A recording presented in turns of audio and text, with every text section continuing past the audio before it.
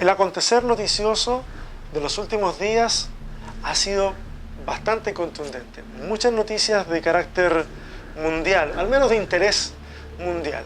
Pero una de las que ha logrado más atención de los medios de comunicación y de la sociedad en general ha sido la renuncia del actual Papa Benedicto XVI. Quisiera dar mi opinión al respecto. Las redes sociales están abundando en impresiones, en análisis, interpretando este evento, esta decisión. Yo quisiera dar mi opinión al respecto, analizando las reacciones que han habido en la sociedad y también dando mi opinión, mi juicio de valor respecto de cómo veo yo que el pontífice de Roma haya renunciado. Con respecto a las reacciones de la sociedad, hemos visto muchas reacciones, muy diversas.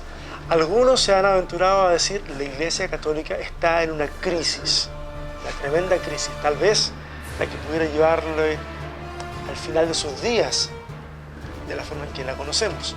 Otros han especulado con teorías conspirativas, han hablado de masones versus illuminatis peleando al interior de Roma y que eso habría ocasionado la renuncia de Joseph Ratzinger.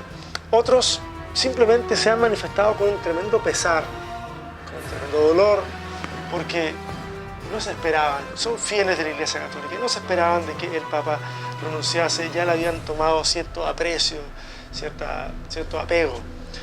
Y otros han tenido una visión apocalíptica de tipo catastrófico. Es interesante porque quienes tienden a tener estas visiones apocalípticas, catastróficas, son o personas que están lejos de la Iglesia Católica y de cualquier otro tipo de expresión del cristianismo, y ciertos sectores del protestantismo que han tomado estos elementos y que gustan hacer de este tipo de escatología ficción, como personalmente le llaman. Me gustaría hacer hincapié en este último punto, porque creo que esas interpretaciones pudieran llegar a ser, en cierto modo, demasiado arriesgadas o nocivas. Por ejemplo, hay algunos que dicen que el próximo Papa será el Anticristo. Otros un poco más precavidos, por así decirlo, han dicho no será el Anticristo, sino que presentará o anunciará al mundo al que va a ser el Anticristo.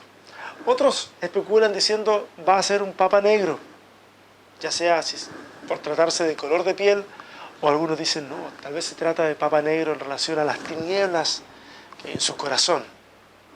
En fin, otros dicen de que este Papa que viene ahora, que es el número 112, sería el 112 que marcaría el final de la sucesión papal que vaticinó en su momento San Malaquías, aunque las profecías de San Malaquías, que son tan famosas, posiblemente no le pertenezcan a San Malaquías, pero han tomado como referencia aquello.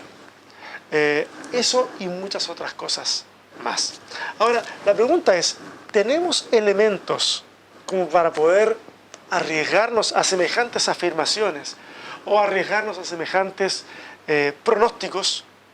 Porque todo esto que yo acabo de decir va ligado a un montón de cuestiones que tienen que ver con la profecía bíblica, en donde se supone que vendría la gran tribulación, el arrebatamiento y todos los sucesos que de alguna manera la escuela dispensacionalista ha dicho que van a ocurrir al final de los tiempos de la historia del ser humano y de la historia de la Tierra. ¿Tenemos elementos suficientes como para poder hacer estas especulaciones?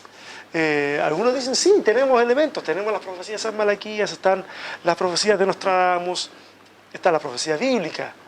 Pero para los cristianos, las profecías de San Malaquías no pasan de ser una anécdota, y las de Nostradamus ciertamente que tienen más de interpretación antojadiza que de real profecía. Pero algunos dicen, pero nos queda la Biblia. Todo va a depender en cómo interpretemos la Biblia. Pregunto, a los cristianos protestantes en este caso, ¿debiera preocuparnos todo el acontecer que está pasando? Yo creo que yo tengo amigos que son católicos con los cuales converso, con los cuales he trabajado. Yo pregunto, bueno, ¿a ellos debiera preocuparles esto? Por supuesto. Seguramente a ellos les asiste una preocupación que es totalmente natural, que tiene que ver con que el jerarca máximo de la agrupación religiosa a la que ellos pertenecen ha renunciado y por lo tanto les preocupa. Hay inseguridades, sí, por supuesto, pero también hay certidumbres porque el sistema apostólico romano se ha encargado de tener todo un aparataje suficiente como para poder en el corto plazo tener un nuevo papa. Pero a nosotros los protestantes, ¿qué hay de los evangélicos? ¿Qué sucede con nosotros? Yo soy pastor, ¿qué sucede con nosotros los evangélicos? ¿Cómo reaccionamos frente a esto? Algunos dicen, pero ¿sabes qué? La Biblia dice, y comienzan a recitar un montón de versículos, entre los cuales dicen, habrá guerra, rumores de guerra, habrá señales en el cielo, y luego miran las noticias, compran el diario y dicen, pero mira, aquí hay guerras, se ven rumores de guerras y se ven señales en el cielo. Y hablando, por ejemplo, de las señales como el rayo que cayó en el pararrayos del Vaticano o del meteorito que cayó en Rusia. Bueno, dos cosas a decir ahí. Los pararrayos son precisamente para eso, para que paren los rayos. O sea, la noticia es que el pararrayo hizo su trabajo. De que un meteorito caiga en Rusia, bueno, demos gracias a Dios que fue un meteorito que al impactar fue de 50 centímetros, pero meteoritos están cayendo todo el tiempo sobre la faz de la Tierra. Lo que pasa es que eventualmente caen sobre la Tierra y eventualmente, como en este caso, pueden caer sobre zonas pobladas. Pero son cuestiones que han sucedido antes. Con respecto a las guerras y rumores de guerras, nosotros bien haríamos en tomar un texto de historia universal para comenzar a fijarnos de que si alguien no lo ha notado, en el siglo pasado tuvimos la guerra de Vietnam, tuvimos guerra en Saigón, tuvimos 2 guerras mundiales y de ahí para atrás hay un montón de guerras de independencia, de conquista, hay un montón. La historia de los hombres ha sido teñida por guerras y por rumores de guerras. Entonces, hay que ver cómo se interpreta todo el mensaje bíblico para no dar una sensación de que estamos haciendo citas antojadizas de la Biblia y queriéndolas hacer calzar con las noticias que hoy día vemos. En la interpretación teológica hay 2 corrientes. Una que tiene que ver con la teología popular y otra la que tiene que ver con la teología más académica. Todos los relatos que nosotros podemos encontrar respecto a estas interpretaciones un tanto catastróficas o conspirativas tienen su tierra de cultivo en la parte de la teología popular. La gente quiere creer y la gente necesita explicaciones y por lo tanto se le dan esas explicaciones a las personas. Por el lado más académico, no conozco ningún teólogo de renombre que se haya atrevido a interpretar este tipo de cuestiones. Y digo un teólogo de renombre para referirme a que respetado a todo nivel por su erudición y por su claridad para interpretar el texto bíblico. No conozco absolutamente ninguno que se haya aventurado a decir esto va a suceder, esta persona es tal personaje en la Biblia y cosas por el estilo. No conozco absolutamente a ninguno. Si alguien conoce alguno, tal vez me lo podría mandar por correo electrónico o comentarlo en este video. Pero yo personalmente no conozco ninguno. Ahora, lo que a mí me produce todo esto es que la gente que abraza este tipo de interpretaciones le llena, ya sea porque busquen esto o porque sea una consecuencia, le llena su corazón de una sensación de poder. De pronto, ya no son simples personas que ven que los acontecimientos suceden alrededor del mundo. De repente se sienten capaces de predecir el futuro. Se sienten capaces de mirar hacia adelante y decir, esta persona es tal persona en la Biblia. Esta ciudad es tal ciudad en la Biblia. Esto que ocurre aquí es tal cosa y está en la Biblia y yo lo sé. Y por lo tanto puedo mirar hacia el futuro con seguridad y puedo hablarle a la gente y puedo hacer un montón de cuestiones. Y les asiste una sensación de poder, de estar al control, de alguna forma, si no de la historia, al menos de los pronósticos. Y sienten de que es la forma que debiera un cristiano manejarse sin tener temor del futuro. Pero es un poco soberbio. Yo quiero hacer una invitación a la humildad. Una invitación a aprender de las experiencias del pasado.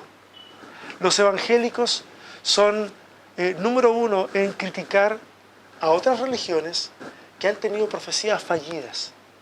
Y muchas veces el evangélico cita las profecías fallidas de los testigos de Jehová y esas interpretaciones que ellos han dado de los tiempos del fin.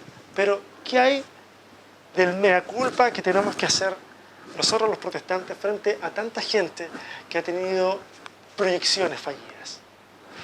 Similar situación, me refiero a similar en torno a que de carácter casi apocalíptico, surgió con Obama, surgió con Bill Gates, surgió con Osama Bin Laden, con Saddam Hussein, con Yasser Arafat. Similar situación ocurrió en algún momento con Gorbachev. Yo era niño y recuerdo que hablaban de que Gorbachev era soviético, comunista, premio Nobel de la Paz, y empezaban a juntar las cuestiones. Tenía una mancha en la cabeza y decían, esa es la marca de la bestia. Y algunos después dijeron, la marca de la bestia es el código de barras, la marca de la bestia es el microchip que supuestamente quieren implantar en Estados Unidos a toda la población, cuestión tremendamente cuestionable, porque la gente de los Estados Unidos si quiere se vacuna y si quiere no se vacuna, difícilmente obligarían a la población a ponerse un microchip. Y así, si vamos para atrás, vamos a encontrar que vamos a llegar a Hitler, y vamos a ir más atrás, y vamos a llegar a Nerón, y vamos a darnos cuenta de que cada generación ha interpretado su tiempo como si fuera el último tiempo. Y a excepción de la primera generación del libro de Apocalipsis, que recibe las palabras de Juan, el resto de las generaciones simplemente ha querido reinterpretar el texto para su momento, pero lo ha querido reinterpretar no en los mejores términos. Yo hago un llamado a la humildad y quiero hacer un desafío.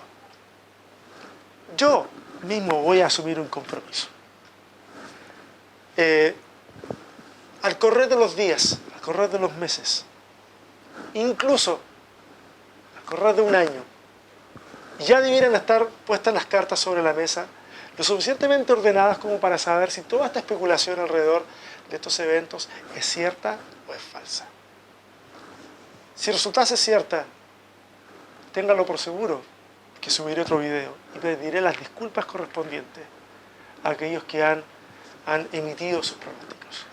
Yo quisiera que ellos también asumieran el compromiso y dijeran, bueno, si esto no resulta ser cierto, nosotros también vamos a hacer un desmentido. Para la guerra del Golfo Pérsico fueron muchísimos los libros que se vendieron en donde se interpretaban todos los acontecimientos que veíamos en las noticias a la luz de la Biblia. Y nada de aquello sucedió y nunca nadie dio una simple explicación. Yo asumo el compromiso, espero que los demás también lo asuman. Y segundo punto que quisiera hablar, que es muy breve, es que si las razones que el Papa ha argumentado para su renuncia, razones que tienen que ver con su edad, con su estado de salud, son las verdaderas razones, pues entonces yo lo aplaudo. Porque sería muy importante que personas del acontecer político, nacional e internacional, personas del acontecer religioso y personas que tienen que ver con otras áreas de la vida, tomaran un ejemplo como ese y le dieran el paso a otras personas si sienten que su salud no es compatible con lo que están haciendo y que las fuerzas se le acaban, si ya ven que sus años de vida no son los mejores que pudieran dar al servicio de los demás, darle el paso a otras personas. Yo creo que de eso sí pudiéramos aprender y sí pudiéramos decir, sí, me gustaría. Y ¿saben una cosa? No se trata simplemente de decir, bueno, cuando tengan cierta edad tomarán un puesto de autoridad. La generación que precede a esa otra generación debiera preocuparse de permitir los elementos que hagan que esa generación madure de buena manera, sea enseñada y sea madurada de buena manera. ¿Para qué? Para que podamos entregarle en sus manos la continuidad de un montón de ciclos que a veces se mantienen estancos simplemente porque hay gente que no quiere echarse a un lado. Mi nombre es César Soto, soy pastor evangélico y quisiera que pudieras tomarte el tiempo de pensar en todo esto que he compartido en este breve video.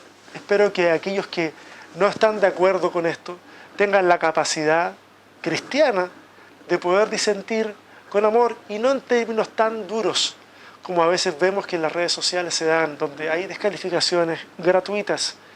Yo quisiera de que si hay gente que está de acuerdo con esto, lo manifieste. Si hay gente que no está de acuerdo, también lo manifieste. Siempre con el mejor de los ánimos, porque estamos para bendecir al cuerpo de Cristo. Que Dios les bendiga a todos.